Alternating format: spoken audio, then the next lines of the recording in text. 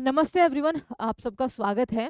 कल दोपहर 2:30 बजे के आसपास हमारे धरती के स्वर्ग कहे जाने वाले कश्मीर में जो टेरर अटैक हुआ है, जिसमें टूरिस्टों ने अपनी जान गंवा दी। कश्मीर के पहलगाँव के बरसाना घाटी में वो घूम रहे थे, वो खुशी मना रहे थे कि कश्मीर में शायद खुशहाली लौट आई है। लेकिन उनका एक ही गुनाह था कि उनमें से बहुत सारे जो बाहर के देशों से नहीं थे, वो आपके हिंदू थे। हिंदू होना ही उनका एक गुनाह था, क्योंकि उनसे उनका धर्म पूछ के ही उनको गोली मारी गई है। लगभग 50 से ज़्यादा राउंड फायर किए गए हैं। टूरिस्टों को इसलिए मार दिया गया ताकि कश्मीर में लोग घबराए आने से, बाहर से लोग ना आ पाए, कश्मीर कभी खुश ना हो पाए। और टारगेट किलिंग करी गई है लोगों से उनका मज़हब पूछ के, उनका धर्म पूछ के। और फिर कह देते हैं लोग बाग कि आतंकवाद का तो कोई धर्म नहीं होता। 2 लोगों को नोटिस किया जा चुका है, 2 लोगों को पकड़ा, 2 लोगों को पहचान की जा चुकी है, दोनों पाकिस्तानी निकले हैं। लेकिन आपको एक बात जो मैं पहले भी कह चुकी हूँ कि ये समझनी होगी कि पहला दुश्मन उस कश्मीर के अंदर ही बैठा है, स्वर्ग के अंदर ही बैठा हुआ है, जो भारतीय नागरिकता लेकर बैठा हुआ है। कश्मीर में अगर 99 लोग अच्छे हैं, वो भारत के हित में सोचते हैं, तो एक आदमी पाकिस्तान के हित में भी सोचता है। ये बात हमारी सरकार को समझनी पड़ेगी और पहले ऐसे लोगों को ढूँढ-ढूँढ के मारना पड़ेगा, उनको सज़ा देनी पड़ेगी। लेकिन जो भी ये अटैक हुआ है, अब इसके खिलाफ भारत ने एक्शन लिया है पाकिस्तान के खिलाफ। भारत हर तरीके का एक्शन लेगा, ये एश्योरिटी दी है पीएम मोदी ने। आप तीनों सेनाओं को आपका एक तरह से कहिए स्टैंड बाय पर रख दिया गया है, उनको जानकारी दे दी गई है कि भई आप लोग तैयार रहिएगा।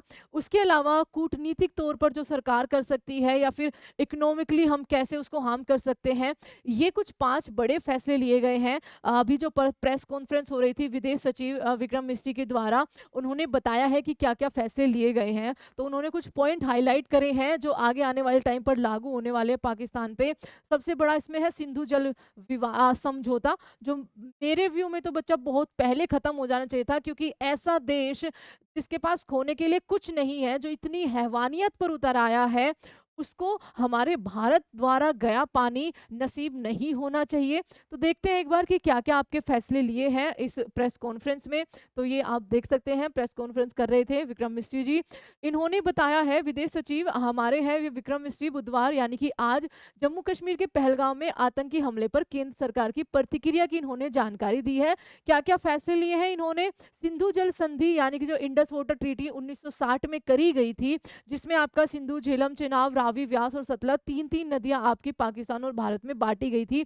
इसको आपका सस्पेंड कर दिया गया है, क्योंकि वो लायक नहीं है कि वो हमारे भारत का पानी यूज़ करे।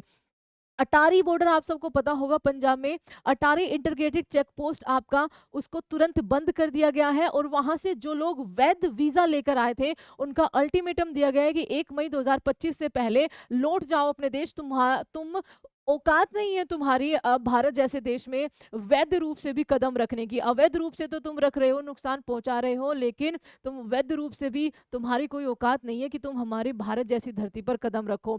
लोग, भारत के लोगों को भी सोचना होगा कि नेपाल के रास्ते न जाने कहाँ-कहाँ से लोग आ जाते हैं भारत में पाकिस्तान से, और उनको लोग वायरल कर देते हैं, उनके पीछे कैमरा लेकर भागते हैं। ये हमें भी शर्म आनी चाहिए।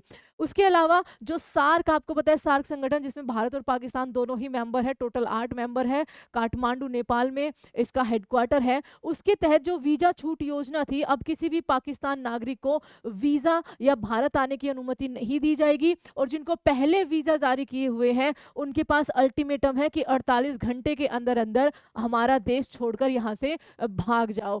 उसके अलावा दिल्ली में जो पाकिस्तान का हाई कमीशन है, वहाँ पर नौसेना वायु सलाहकारों को पर्सोना नॉन ग्रेटा घोषित कर दिया गया है, और उन्हें 1 सप्ताह के भीतर अब भारत देश को छोड़ना होगा। उसी तरह हमारे भारत का जो पाकिस्तान में हाई कमीशन है, वहाँ से भी हमारे जो उच्चायुक्त हैं उनको बुलाया जाएगा, जो वहाँ पर लोग हैं उनको बुलाया जाएगा। और दोनों देशों के उच्चायोगों से 5 सहायक कर्मचारी भी वापस जो है वो बुलाए गए हैं। अब दोनों देशों के जो हाई कमीशन में मौजूद कर्मचारियों की संख्या है, वो 55 से 30 कर दी जाएगी। और ये बदलाव जो है वो 1 मई 2025 से लागू कर दिया जाएगा।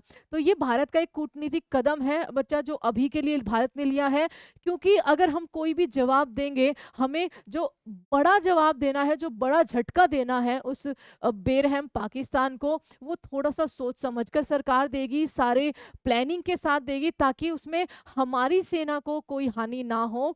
और एक बार फिर से आप सभी से दुआ है, आप खुद को बिल्कुल नेगेटिव मत करिएगा, ये आपसे गुज़ारिश है किसी भी धर्म के प्रति, क्योंकि बस पता नहीं कि वो किस मज़हब की बात कर रहे हैं, कौन-सा मज़हब उन्हें ये सिखा रहा है। लेकिन आप सभी अपनी पढ़ाई पर ध्यान दीजिएगा, और उसके अलावा आप दुआ कीजिएगा कि जिन्होंने अपने प्रियजनों को खोया है, उनको ऊपर वाला शक्ति और हौसला दोनों दे। जय हिंद एवरीवन। पहलगाँव में जो हुआ है, दुआ करेंगे कि आगे हमारे पूरे भारत में कहीं भी ना हो, और भारत इस पर एक एक्शन ज़रूर ले, एक सख्त एक्शन ज़रूर ले, ताकि आगे आने वाले टाइम में जो हमारे कश्मीर के अंदर ही दुश्मन छुपे हुए हैं, भारतीयों के या फिर कहिए भारतीय नागरिकता लेकर, उनको भी एक सबक मिले। जय हिंद एवरीवन, धन्यवाद।